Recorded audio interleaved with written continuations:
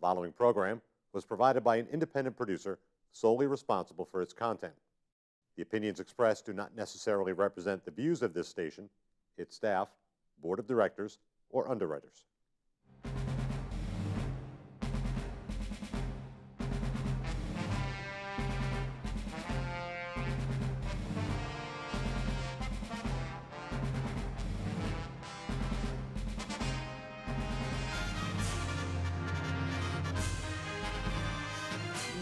Good afternoon, folks, and welcome to another edition, if you will, of the Veterans Forum. This program is today coming to you from the New Hampshire Veterans Home here in Tilton, New Hampshire. We're finding it's a lot easier for us to come here with a few pieces of camera equipment than all the red tape it used to take to get these people from here to our studios. My name is Bob Stevens. I've had the pleasure of doing this program now since the year 2004. One of our crew members did a count a couple of months back, and he said, you know, as of right now, we have almost 125 shows in the can. That doesn't sound like much, but you remember each and every one of them was a story that would never have been, perhaps, in any history book. And that's what this is all about. We're asking any guy and gal who served anywhere, in any branch, World War II, Korea, Vietnam, Desert Storm, Desert Seal, and all the other incidences that we've had in between, if they can and will come and share that experiences in a televised interview. You'll be given a copy of the information for your own family use, but the data will then be fed down to the Library of Congress's Veterans History Project. Well, that started back in the year 2000, and they've asked all kinds of cable access television stations throughout the country, if they can and will, share their facilities and their experience to make sure that we get all this information recorded. One of the things, I'll put that down for a minute. We were told as a number, World War II, for example, there were some 16 million guys and gals working around the world doing their thing. Each had a job to do, and most of the time we know they did it, and we did a darn good job because they tell us we won the war. A couple of years ago, I was given an update from some statistical group that was monitoring the program. And at that time, they estimated there was maybe 1.5 to 2 million guys and gals left. The only problem, and this kind of gets you, at least it gets into me, they estimated then there were about anywhere from 112 to 115 who were dying a day. It doesn't take long, no matter what kind of math you use. We're getting to be kind of extinct, but that's the story. We want to get it before you can't talk. Remember this, if you don't tell your story, nobody else will. And all of that effort, whatever it was, good or bad, will never be caught. So take a good look at what we're trying to do here, and if it turns you on, come on, we'll have some fun. Now, I came across this the other couple of weeks ago. It was given to me. It's a number, 211. It's a system link throughout the state of New Hampshire, telephone link, that if any guy or gal or their friends and family figure that he or she may need some help, whatever it might be, call that number and they'll set you up with one of the different groups of people in this organizational chart. And if they can't answer the question, you don't have an answer no matter what you got. But remember this, you've qualified for it, it's there for your use. If you need it, make sure you do it. The only requirement is that you have to have at least 6 months honorable service and an honorable discharge. After that, remember, 211. Now today we have a guy who served in the Army way back in they say the early 40s. I'm going to ask Bud to introduce himself, tell you his branch, and we'll take it from there, okay? Okay, Bud, now it's your turn. If you will, tell us your whole name, spell your last name for the record, and your branch of service and service dates. My name is Allan MacDougall, A-L-L-A-N, M-A-C, capital D-O-U-G-A-L-L. I was born and brought up in the... Oh, where were you? What service were you in? I was in the Army. Okay. Third Division in Italy, and then southern France landing, and we fought the war up to, we was getting ready to cross into Germany when the, as I got wounded. I had a, Okay. Well, let's stop right there because I want to, we'll build a history to that to find out how you got there and so on, okay? Now, you're roughly in the Army about what, 3 years, 4 years? I was in about 2 years. Okay, 1943, 44, 45. Yeah, 40, Okay. 42. I think it was June 42 that I went in. Okay.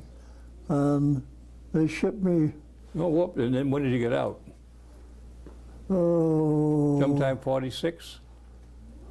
I think it was in that area. Okay, that's fine. I'm not sure. Okay, well, that's okay. What we're just trying to say, here where you are today. Now, here's what we're going to do. I want to turn the clock back and go back and answer these kinds of questions. Where and when were you born? What kind of a life was it back in those days?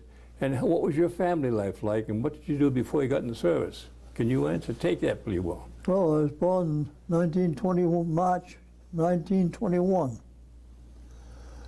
And Where? in Rumford, Maine, the hospital in Rumford, Maine. And my father had a farm in Byron, Maine, which is 12 miles away. And we lived on the farm until I was 20 years old, and he wanted me to take the farm over, and I Okay, didn't. well, let's hold a bit. Do you have any brothers and sisters? I have 3 sisters. Okay. And how was your life growing up with 3 girls in the house telling you what to do Well, all the time? we got along all right, and I didn't have too many problems.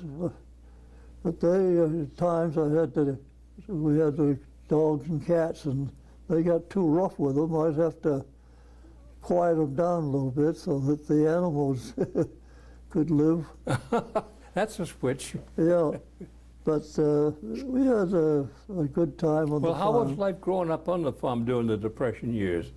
Did you have any problems of lack of things, or did you have a pretty good, healthy life in that? My father was a good keeper. Okay. He never did anything with money extravagant, but he always had enough food for us to live with. And of course, back in those days, during hunting time in the fall of the year, where he'd get a deer or two and put away some meat and freeze it and have deer meat for during the year. And a veggie garden too? And then he had gardens, raised gardens, and he raised a lot of potatoes and sold them in the fall of the year to different stores and places like that that sold potatoes.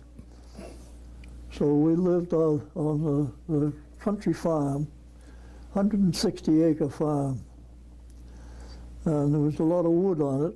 We had to cut wood and firewood and then paper mill. And Now, how'd you bring the wood in? Did you drag it in by truck, car, horse? Horse. On your back? Driving by horse. Uh-huh. We had, back in those days, all you had was horses. Yeah. He did have a 1.5-ton truck that was a dump truck that he used to build roads with in the area. So they built a lot of country roads through Byron, Maine, and outside of Rumford, 12 miles out of Rumford. Now, how was school? You and your 3 sisters. Would you go to a one-room schoolhouse, a big school, or how was that? How was it growing up in that kind of a situation? We had a big school, one-room school, 6 classes. 6 grades? Or To 9 grades. okay. 9 grades in one room. She'd teach you, the teacher would... One teacher? One teacher. She'd have the front row, call the students down, be 5 or 6 of them, sit down there, and have her class with the first grades. Then the second grade would go down and she'd have the second grade, and up the line during the day, and we'd get all 8 grades in. But how'd you keep them all busy? She's with one group. What are the other 5 groups doing? Well, they had to do all the homework, and Okay, all right. that was supposed to get a little noisy at times, and she'd have a hard time Sure as quieting heck them should down. be. But it was a one-room school. Now, did you have any kind of a sports activity to recess, for example? Or Well, we had hockey team? recesses, but we didn't have any big ball teams or No. anything. We had a little baseball team that played by itself, because it was too far away for any other teams to get together for transportation in those days. Then once you got through that one-room school, did you go into town to a bigger school or high school, junior Yes, high? went to Rumford, Maine High School. Did they have bus service then that they have now? No, we had to furnish our own bus service. You either walk or had a bicycle or someone I driving? no, my father bought me a 1926 Buick. Wow. That's in 1941, 2, in that area. He bought a 1964, I think it's a 64 Buick. And I drove that to school. A big boat, wasn't it? Yeah. Big model sedan kind of car. Yeah, it was a Bring all the kids? big 2-door car. Yeah. And they had the front seats had folded up and to get into the back seat. Been there. Yeah, it was quite a crew. Now, how'd you make out driving in the wintertime? Did you have to have special chains as kids, or We you had just to didn't have- drive? Had to have chains on, Yeah.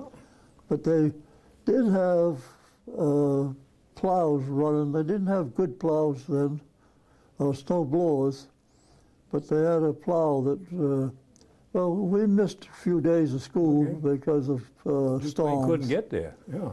But it made out pretty well. Well, in high school, did you have any sports activities there, or any clubs like a drama club, a radio club, or what? No, we had a baseball team in the summertime, springtime, Uh-huh. that played baseball with other Local schools. Yeah. And Everything like a drama club, or arts, theater productions, or Well, they had those clubs, but I didn't belong to anything like okay. that. you just went to school and then went back home, go to work? I had to get back to the farm to help out with Okay. Now, did you have any cows you had to milk? Or we did- had dairy farm. It was Okay. a dairy farm. Dad had about 8 milking cows in the morning and at night? in the morning. Uh, And milk, made butter, and sold butter and cream and stuff to the city. My mother run a car every Friday. She'd go to town. I think it was Friday, maybe it was Saturday. I can't remember which now. And she'd go into Rumford. Rumford was a town that had a big, good-sized paper mill. And so just a lot of people worked there. She sold butter and cream and milk and everything else to people in the city. Now, this is a question, it may sound silly, but did she have to have any kind of a license from the local health department to sell raw milk and raw No, butter? She no, just did it and people... Didn't have to have any license or Okay. anything. No, You made it and you brought it and you sold it. yeah, Okay. yeah. Did that for, then after, of course, I got out of school in high school, About 38, 42. 42? 19, what is it, World War started, and I had to go in the Yeah, war. 42. 42, Yeah, wasn't 41, it? but started Yeah. really for us at 42, Yeah. yeah. I Now, what did you go? Were you drafted or did you enlist? was drafted, Okay. and 6 days after they drafted me, they shipped me to Europe, Huh? to Italy. Wow, no boot camp or anything? No, Now, you went from civilian to GI in overnight. Now, how was your first couple of days then as a GI? well, because there was a lot of young fellows there that liked the same. We talked all the time and had exercises, and you had your Army training. But for 6 days, you couldn't learn left from right foot in 6 days. No, we didn't have too much training, but they taught you how to handle the rifle and how to march, and and so we went to landed in No, before, Italy. where did you leave the States from? How did you get overseas? in New York. Oh, took a bus or train down to I New took York? a bus to All right. New York. The Army camp, I forget, was in New Jersey. Fort Dix? Yeah, Fort Okay. Dix in New Been Jersey. And they was there for 2 or 3 days, and they shipped us right over, and we made the southern France, well, Italy, Naples, Italy, and we When you went in, what, by convoys or separate ships? Ship. How long did it take to get there? it was 6 days, if I remember right. Traveling by boat and all that stuff. From New York down to Naples in 6 Yeah. days? No convoys? No. No. Wow. Sounds a little spooky. Anyway, we got you to Naples. Yeah. Then what happened? Well, then we fought to Rome. We took Rome in the Army, and then we stayed there for 5 days, protecting the city and getting it straightened out before we made the trip to southern France landing. Wow. Now, how was your work in and around Rome in such short time? How were you even trained? What were you trained to do? Well, Especially- we watched the churches and checked them, see if there was any Army personnel left over or like that, and the people knew everybody there. We'd check the churches and all that stuff to Why make sure. churches? Huh?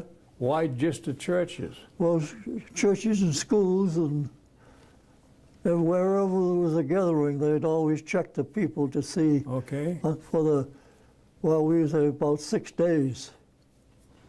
And then we took and made the southern France landing and fought up through. Now, you made the landing, but then what was the conditions as far as combat and so forth? You just didn't walk in and say, hey, we're here, stop doing things.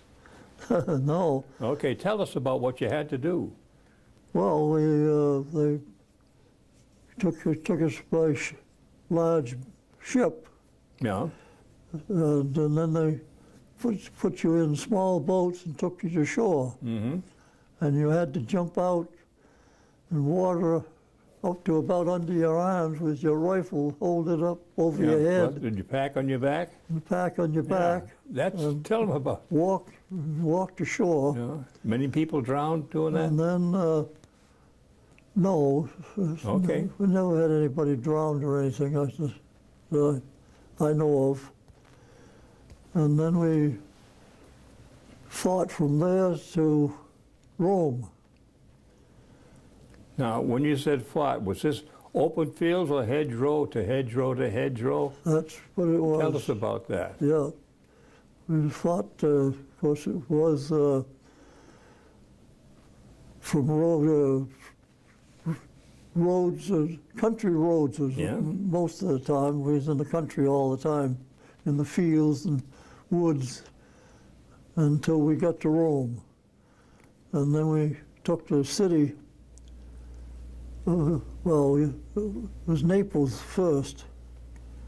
We took Naples, and then Rome, and we stayed there for 6 days, protecting the city and cleaning out the all the old Army personnel that might have been hiding out, Yeah. cleaned out the city.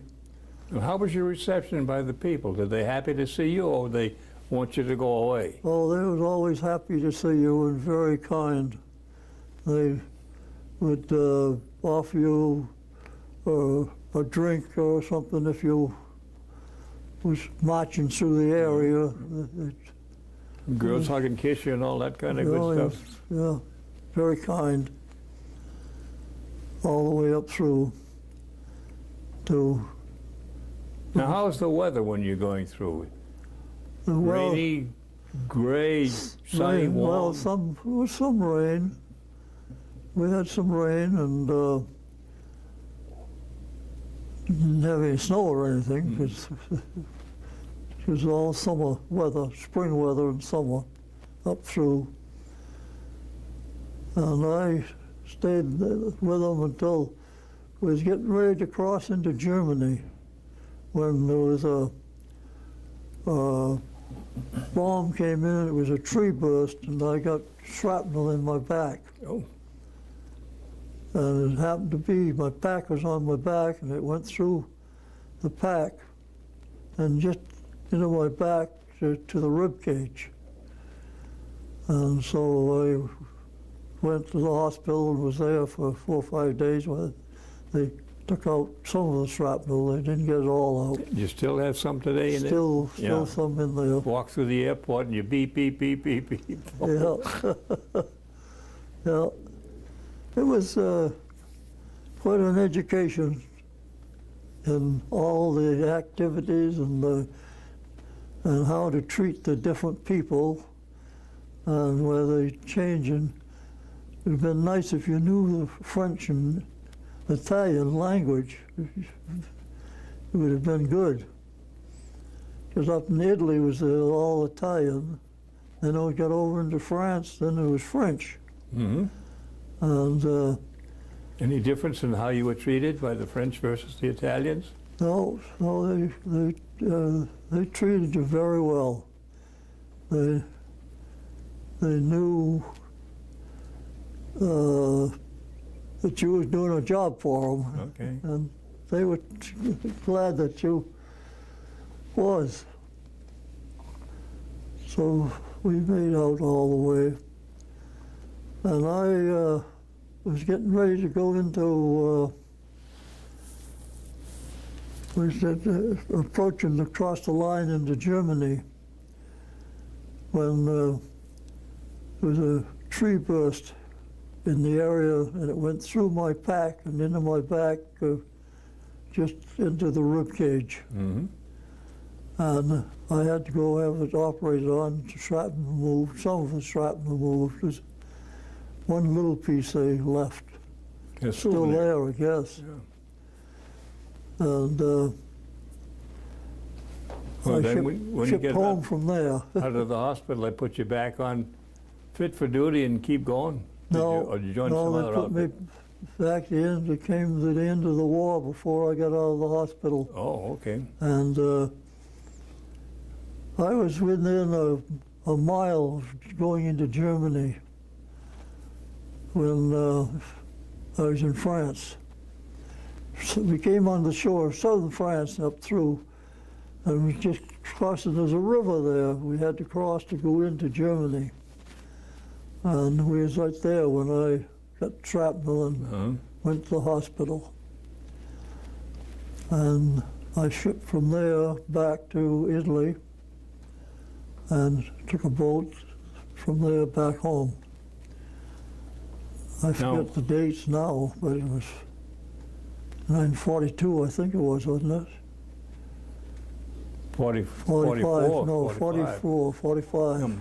44. And then you came home. Okay. Now, when you did come home, how'd you get back? By boat, special fly, or anything? Boat. They brought me Where back did you by boat. land? It was 6 days. No, where did you land? New York. How was the reception coming in the harbor? No reception. No reception. No. Just unloaded and Unloaded and walked off, and I had to find my own transportation from there home. Really? And I finally got a hitchhiked ride into Connecticut. And there in Connecticut, there's a fellow I knew. And he was a elderly fellow, insurance agent. And I contacted him, and he drove me to Maine. Wow. Now, what did you do with your rifle and all that good stuff? And you sat Well, when you loaded the boat, they took all your rifles. That's what you didn't tell us that. That's why I wanted to bring it up. Okay. When you loaded the boat to head across the ocean, you turned your rifle into An MP. They had a room in the boat Yeah. where all the guns were placed. Amen. And I guess if you had to get short or hurry, they had them so you could get them out quickly. But we didn't have to, of course. Okay. And Now, when you came home, did you have private staterooms or just bunk after bunk after bunk? boats. How was the trip? It Smooth? was not too bad a boat ride. I didn't mind any. Some of the guys was pretty sick, Yeah. but it didn't bother me. Well, you're lucky. I knew I had to do it, and I put Okay. up with it. So when you got to the U.S., you say you offloaded, and there, what did you do? Just disappear in the crowd? Or did you have to report to a depot or someplace to get discharged? Well, I never really had a big discharge or anything. We went to the camp in New Jersey. Fort Dix, probably. Probably it was. I forget now.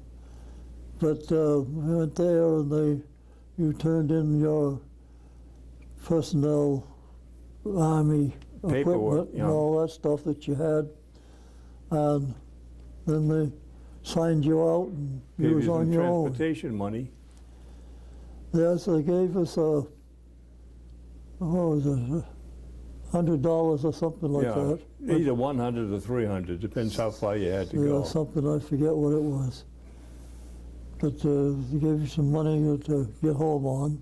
And how did they get you to a bus depot or an airport or a train station? Did you had to grab a cab or Find bus? your own way. That doesn't sound right, but Yeah. okay, you say it. Yeah. Okay, when you got home, then how was your reception?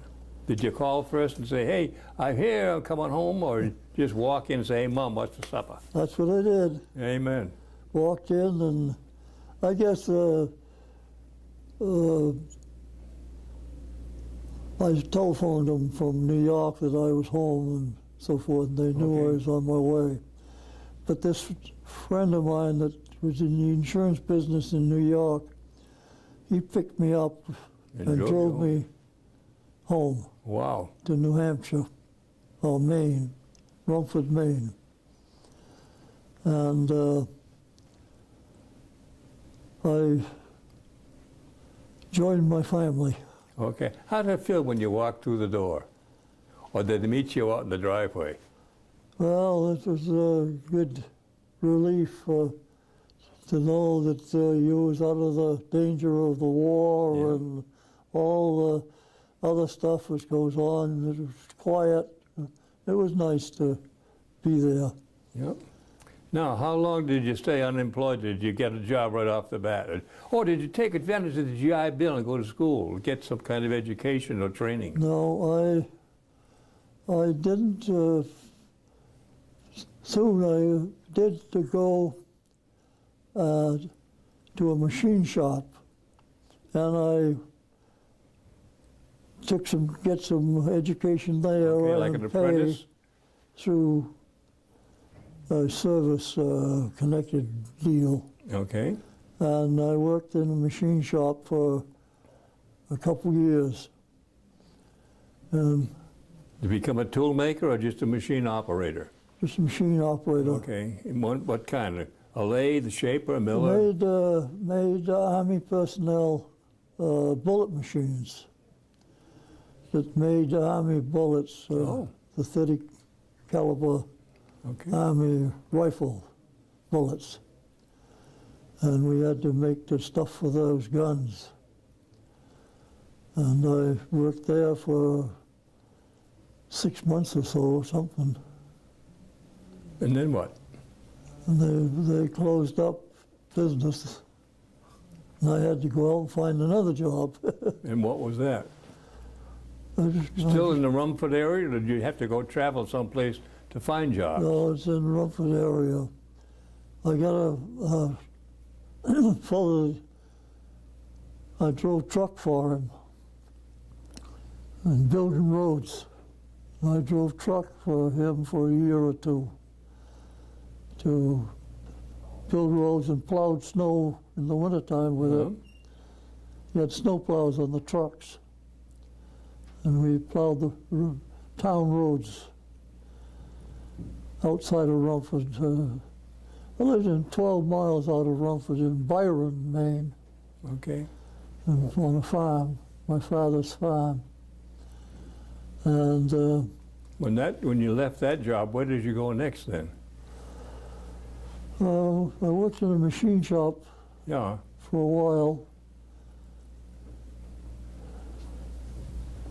What did I do then? Silly question. Where along the line did you find? Did you get married? I would guess. Did you? Oh, I didn't for 3 or 4 years Okay. before I got married. Where and when did you meet your gal? If you want, because it's the women like to see that part of the show. How did you come to meet her? Can't remember. Oh, but she was there. What, a dance, a party, or Probably dances. We used to have Saturday night dances. a real dance, round dance, square dance? or Yeah, just- square dances. Okay. Those round dances, you know. Men would line up with women on one side. Oh, yeah, and been there. cross and swing and I forget what they called them. Just square dancing. Square dances. Yeah, wasn't it? that's what we Yeah. call it. Circle H was our club. Yeah. 4 people each side, 2 Right. couples. We had a good time. Oh yeah. It We wasn't had, fancy, but everybody seemed to enjoy themselves. they had those dances Saturday nights at a Grange Hall Yeah. up where we did, and the schoolhouse was right near there too. So the school was a mile and a half from my father's farm, and we had to transport children to the school and pick them up. Make sure they get home. You know, the school was in the town, Byron, the town, where there was a railroad station and all the stuff like that, store, grocery store, and so you could do your shopping, grocery shopping if you wanted to at the grocery store, which was 6 miles, I think it was, from our farm, if I remember right. Now, do you remember when you got married, when you first? Oh, it was too many years after that. I didn't get married for quite a few years. You have a family. I have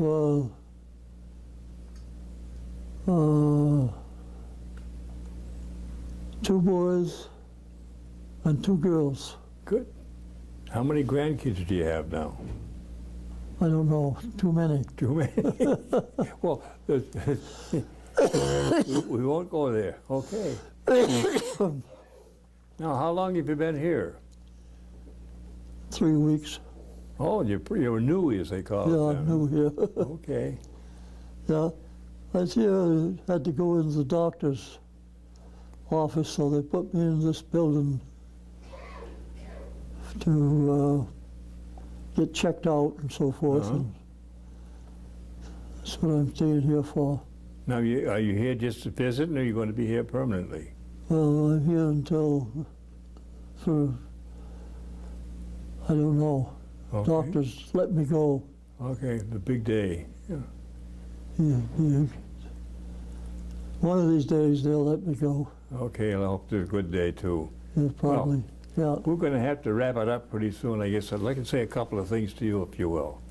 I want to thank you for sharing your service with us and telling us the story.